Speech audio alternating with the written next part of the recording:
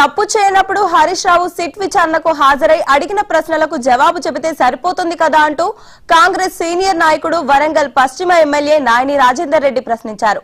స్వాతంత్ర పోరాటానికి వెళ్లినట్టు భారీ ర్యాలీ తీయడం ఎందుకని అంటున్న నాయని రాజేందర్ రెడ్డితో మా ప్రతినిధి Sudhakar face to face. TRS నాయకుడు హరీష్ రావు సిట్టు విచారణకు వెళ్లిన నేపథ్యంలో ఆ పార్టీ కొంత హంగామా చేస్తుంది, అడావుడి చేస్తుంది, కావాలని హరీష్ రావును వేధిస్తున్నారు. అదేవిధంగా ముఖ్యమంత్రి మంత్రుల మధ్య ఉన్న విభేదాలను మీడియా కవరేజ్ చేయకుండా తప్పుడు కేసులో ఇరికించి మీడియా అటెన్షన్ డైవర్షన్ చేస్తున్నారంటూ బీఆర్ఎస్ విమర్శిస్తుంది. హరీష్ రావు కూడా సీఎంతో పాటు సీఎం కుటుంబ సభ్యులపైన అనేక ఆరోపణలు చేశారు. దీనిపైన స్పందించేందుకు కాంగ్రెస్ పార్టీ సీనియర్ నాయకులు వరంగల్ పశ్చిమ శాసనసభ్యులు నాయన రాజేందర్ రెడ్డి ఉన్నారు. ఆయనతో మాట్లాడండి. సార్ నమస్కారం. సార్ చూశారు, మీరు హరీష్ రావు మాట్లాడేది చూశారు, సిట్టు విచారణ పిలిచింది. హరీష్ రావు కిందలో ఏం సంబంధం, హైకోర్టు సుప్రీంకోర్టు రెండు కొట్టివేసినా కూడా ఎందుకు విచారణ పిలిచింది అనేది బీఆర్ఎస్ ఆరోపిస్తుంది. ఏం చెప్తారు? చేసే పాపాలన్నీ చేసిండ్రు. ఈ డిపార్ట్మెంట్ ఆ డిపార్ట్మెంట్ అనేది కాకుండా తెలంగాణని మొత్తం ఏడి కాడికి నాశనం చేసి ఇవాళ దీన్ని పిలిస్తే ర్యాలీ ఎందుకే నీకు పిలిచినప్పుడు చక్కపోయిన జవాబు చెప్పొచ్చేదానికి నీ ప్రాబ్లం ఎందుకే నీకు డైవర్ట్ చేయవలసిన అవసరమే వచ్చింది? డైవర్ట్ చేస్తానని నీకు అనుకున్నప్పుడు ఈ ర్యాలీ అట్టాసం స్వాతంత్ర పోరాటానికి పోతాను, దొంగతనాలు చేసిపోతాను, మీరు లంగతనాలు చేసిపోతాను, దానికి పోయి జవాబు చెప్పొచ్చేదానికి మీకు అంత లొల్లి ఎందుకు, ఈ ర్యాలీ ఎందుకు, ఈ మాటలు ఎందుకు? డైవర్ట్ చేయవలసిన అవసరం ఏమున్నది? చక్క కారెక్కి నువ్వు అడిగిపో, నువ్వు అడిగిన జవాబు చెప్పు, నీ యొక్క నువ్వు సంసారం అయితే నిరూపించుకొని రా.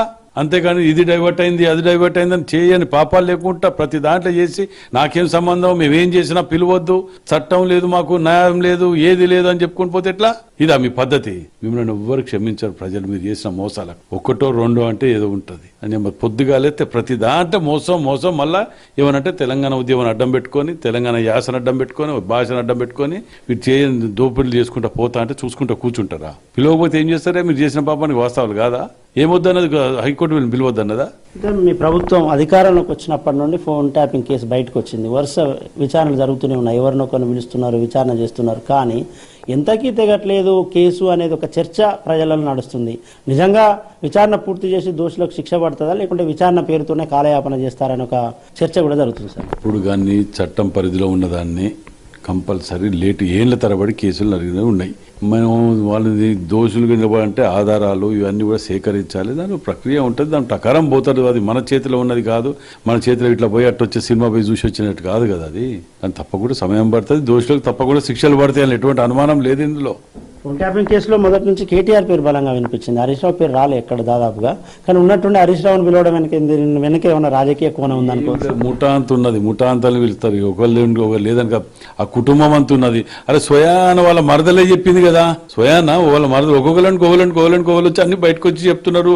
వాళ్ళ కుటుంబ సభ్యులు చెప్తున్నారు మేమంటే అబద్ధం ఆడినాం. వాళ్ళ కుటుంబ సభ్యులు చెప్పింది కూడా అబద్ధమేనా? అవన్నీ ఏది కాదు. తప్పకుండా వీళ్ళు చేసిన పాపాలకు పండింది, అంతే పాపం పండింది, బయటకు వస్తారు. సింగరేణి వివాదం బయటకు వచ్చింది. ముఖ్యమంత్రి మంత్రుల మధ్య వివాదం సీరియస్ గా నడుస్తుంది కాబట్టి దీన్ని తెరపైకి తీసుకొచ్చి అంటున్నారు హరీష్ రావు. కుటుంబ సభ్యులు చెప్పిన వాళ్ళ కుటుంబ సభ్యులు చెప్పినట్టే ఎవరైనా చెప్పిండ్రా అట్లా వివాదం ఉన్నదనేది? టెండర్లలో ఇది ఉన్నది, దాన్ని క్యాన్సిల్ చేయాలన్నారు. మా స్వయాన మంత్రి గారు బట్టి విక్రమార్క గారు ప్రెస్ మీట్ పెట్టారు, మేము క్యాన్సిల్ చేస్తున్నాం, రీటెండర్ పెడతామన్నారు, అయిపోయింది.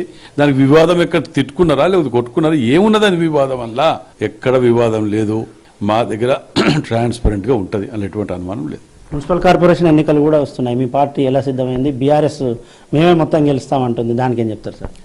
ఒక్క పార్లమెంట్ సీట్ గెలవనాడు, అది వాళ్ళ సామాన్య చెప్తుంటారు. ఆ బీఆర్ఎస్ వాళ్ళ నాయకుడు చెప్తారు కదా, గూట్ల బీగనాడే ఏట్ల బీక్తారట అన్నట్టు.